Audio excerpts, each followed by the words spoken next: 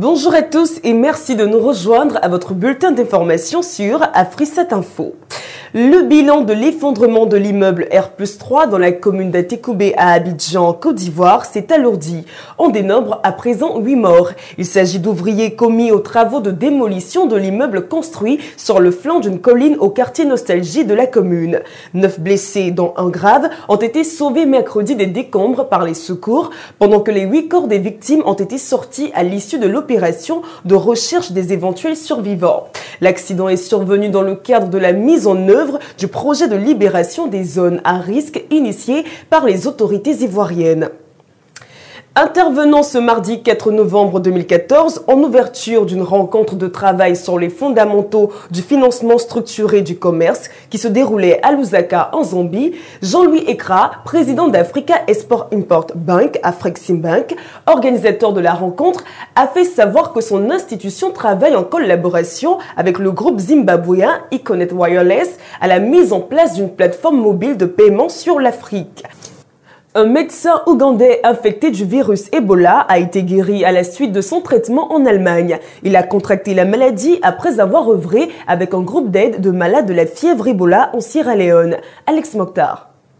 Un médecin ougandais traité pour le virus Ebola en Allemagne se porte beaucoup mieux. C'est l'annonce faite par un médecin de la clinique où il est traité. Le patient a été infecté par le virus Ebola en travaillant pour un groupe d'aide italien en Sierra Leone. Transporté en Allemagne, il a été emmené à l'hôpital universitaire de Francfort le 3 octobre dernier. Le patient peut se déplacer indépendamment dans sa chambre et dans la salle. Il n'a pas de douleur, a déclaré le docteur Timo Wolf, spécialiste dans le traitement des maladies infectieuses. Rappelons que la Sierra Leone a connu une augmentation rapide des cas d'Ebola au cours des dernières semaines et le pays est désespérément à court d'espace pour traiter les patients. Un nouveau centre britannique de traitement pour Ebola a ouvert ses portes ce mercredi à Carytown, près de Freetown, la capitale de la Sierra Leone. C'est le premier des 6 centres construits par la Grande-Bretagne dans le but de contenir, contrôler et vaincre Ebola dans le pays. Reportage.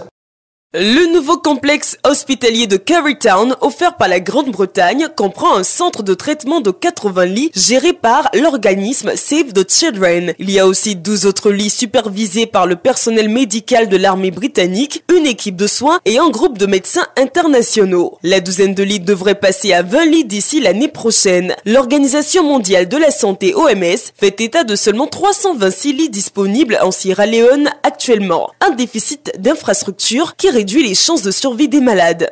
Les 3 émissaires de la CEDEAO, à savoir les présidents Macky Sall du Sénégal, Goodluck Jonathan du Nigeria et John Dramani Mahama du Ghana, ont à l'issue de leur mission de médiation au Burkina Faso réussi à obtenir un accord entre l'armée, les leaders politiques, la société civile, les chefs religieux et traditionnels sur la suite de la période de transition.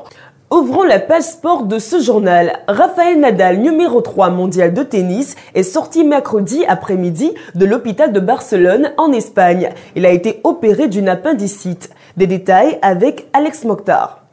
Interné depuis le lundi 3 novembre, Rafael Nadal a quitté l'hôpital de Barcelone en Espagne mercredi dans l'après-midi. Le numéro 3 mondial a été opéré d'une appendicite par le docteur Segura et son équipe. Selon le communiqué médical, l'appendicectomie a été réalisée sans incident opératoire. Le tennisman espagnol devrait observer une période de repos estimée en 3 et 4 semaines avant de mettre le cap sur 2015 en espérant avoir fermé le chapitre des blessures et des douleurs.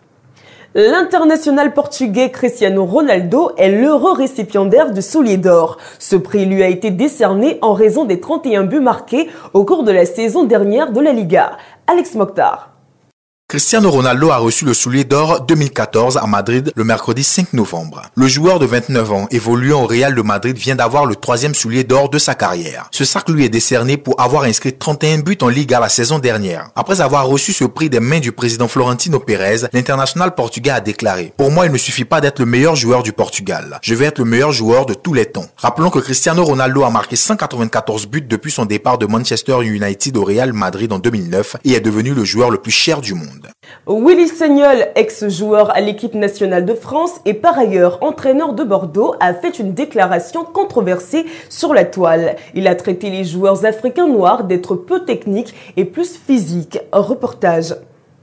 S'il défraie la chronique en ce moment sur la toile et les médias, ce n'est certainement pas en bien. En effet, Willy Sagnol, qui aurait traité les joueurs africains noirs d'être peu techniques et plus physiques, s'est attiré les foudres de certains acteurs du milieu. Pape Diouf aurait demandé à la suite de ses déclarations aux joueurs africains d'observer une grève et de boycotter une journée de Ligue 1. Son ancien coéquipier de l'équipe nationale, Lilian Thuram, se dit choqué et offusqué par les propos de son coéquipier d'il y a quelques années. Les réactions, quant à elles, n'en finissent pas face à ces propos jugés racistes.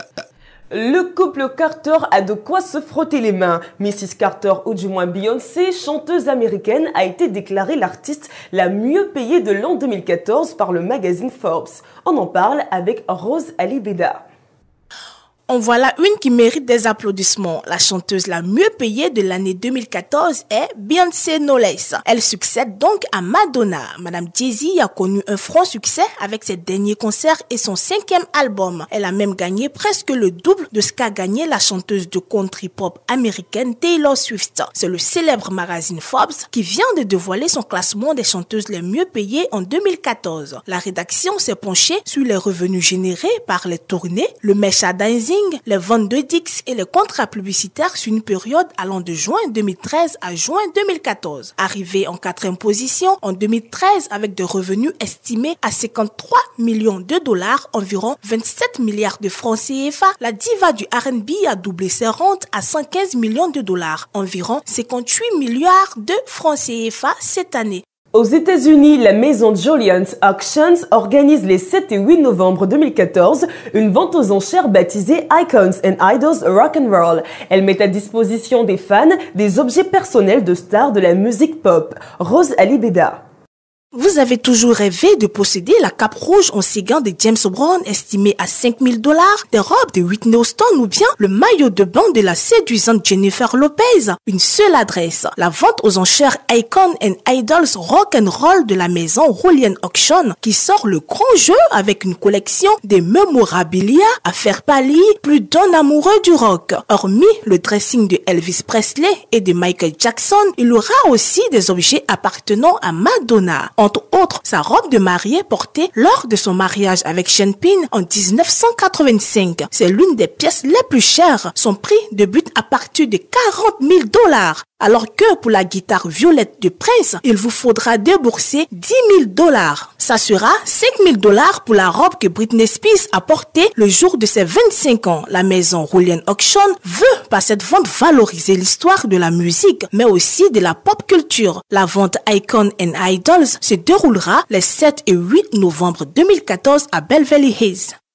C'est ici la fin de ce journal. Merci de votre aimable attention. Les formations continuent sur notre plateforme.